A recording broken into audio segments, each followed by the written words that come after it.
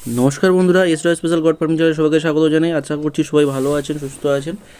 আজকে যারা এই ভিডিও দেখছেন সবাইকে অনেক অনেক ধন্যবাদ জানাই প্রথমেই, কারণ আজকের ভিডিওটা হবে ছাগলের নানান রকমের ভিডিও আমরা দিয়েছি এবং আপনারাও দেখে থাকেন ইউটিউব চ্যানেলের মাধ্যমে। নানান ভিডিও আর নানান চ্যানেল বিভিন্ন ছাগল সম্পর্কে নানান বক্তব্য রাখে।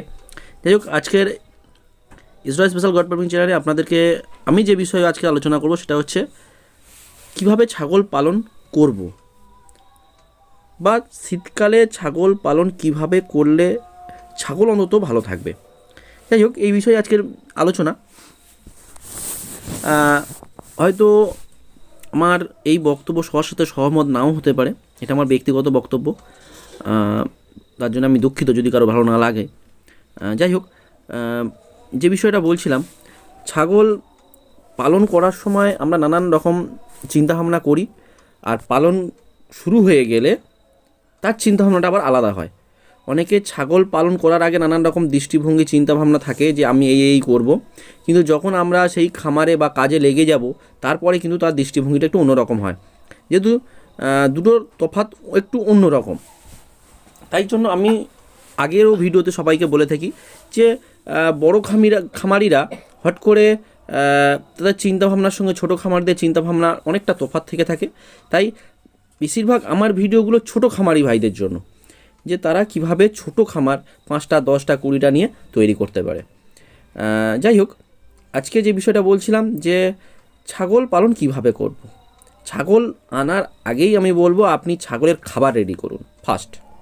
অর্থাৎ ছাগলের ঘাস আপনার দরকার, ছাগলের পুষ্টিকর খাবার যেগুলো দরকার, ভিটামিন হোক, কৃমির ওষুধ হোক, লিভার টনিক হোক, বা মিনারেল মিক্সচার সিরাপ হোক বা পাউডার ইত্যাদি ইত্যাদি, এগুলো আপনার লাগেই।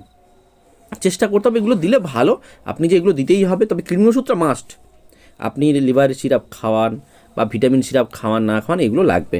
আপনার কৃমি ওষুধটা দিতেই হবে। লিভার সিরাপটা খাওয়ালে খুব সুন্দর কাজ হয় ছাগলের দিক থেকে, এগুলো আপনার লাগবে।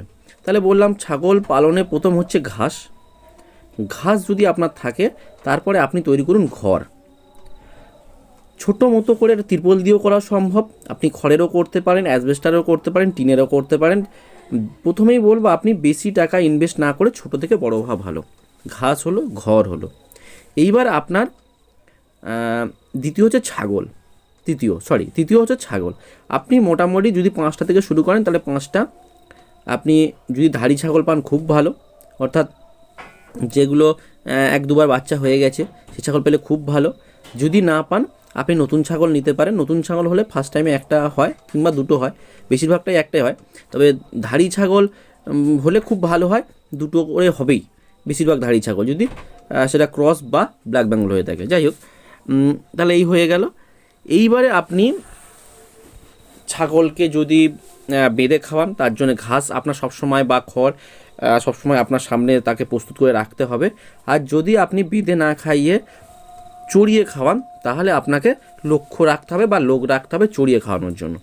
সব থেকে ভালো যারা 5-10টা বিভিন্ন গ্রাম অঞ্চলে পোষেন তারা বেঁধে মাঠে ঘাটে, যেমন আমি ছাগল বেঁধে বেশিরভাগ সময় আমার চড়ানো সম্ভব না, চারদিকে গাছপালা চাষবাস হয়, ওই জন্য আমি বেঁধেই ছাগল পালন করে থাকি। অর্থাৎ আপনি বেঁধেও করতে পারেন, এভাবেও সম্ভব। ছাগল বেঁধে করলেন, খাওয়ালেন, আবার তুলে আনলেন। তবে চেষ্টা করেন বর্ষার সময় ছাগলকে যাতে না ভেজে, বর্ষার সময়। আর গরমকালে যেন হাওয়া বাতাসটা বেশি পায় ঘরে।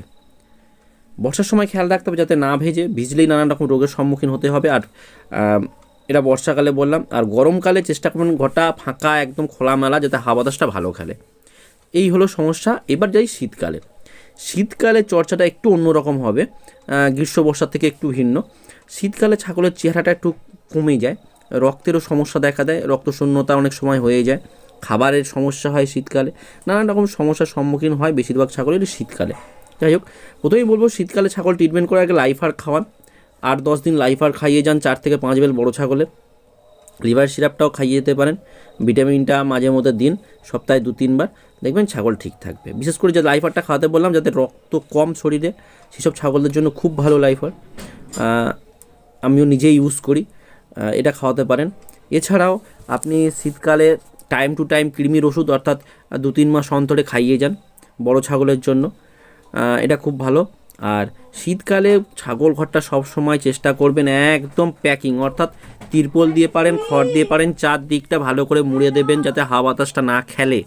বিশেষ করে যখন রাতে ছাগলটা রাখছেন, দিনের বেলা আপনি হাওয়া বাতাস খেয়ে ছাগল ঘরটা শুকনো রাখলেন, কোনো অসুবিধা নেই, কিন্তু রাতের বেলা চারিদিকে তিরপল দিয়ে পরিষ্কারভাবে ভালোভাবে মুড়ে দেবেন যাতে কোনো সমস্যা বা ঠান্ডাটা যাতে না ঢোকে। শীতকালে ঠান্ডা ঢুকলে ছাগলের সর্দি কাশি জ্বর নানান রকম সমস্যার সম্মুখীন হতে পারে, এই জন্য খেয়াল রাখবেন। চারিদিকে পেপার দিয়ে একদম ঘিরে দিন ছাগল ঘর, হাওয়া বাতাসটা যাতে না খেলে, তাহলে সমস্যাটা হবে না। আর সকালবেলা বিশেষ করে 8:30 9টার পরে বা 8:30টার পরে ছাগল বার করুন ঘর থেকে, তাহলে সমস্যাটা কম হবে। কারণ সকাল টাইমে কুয়াশা ঘাস থাকে, এই ঘাসগুলো খেলে শরীরে নানান রকম নিউমোনিয়ার সমস্যা হতে পারে ছাগলের, বা ঠান্ডাও লাগতে পারে। আর সন্ধেবেলা 4:30 থেকে 5টার আগে আপনি ছাগল ঘরে ঢুকিয়ে দিন, তাহলে এই সমস্যাটা, ঠান্ডার ভয়টাও কম থাকবে। কারণ উত্তরে বাতাস, নানান রকম সমস্যার সম্মুখীন হতে হয় ছাগলের। এইগুলো খেয়াল রাখতে গেলে আপনি এইভাবে ছাগল পালন করলে আপনার সমস্যাটা কমই হবে।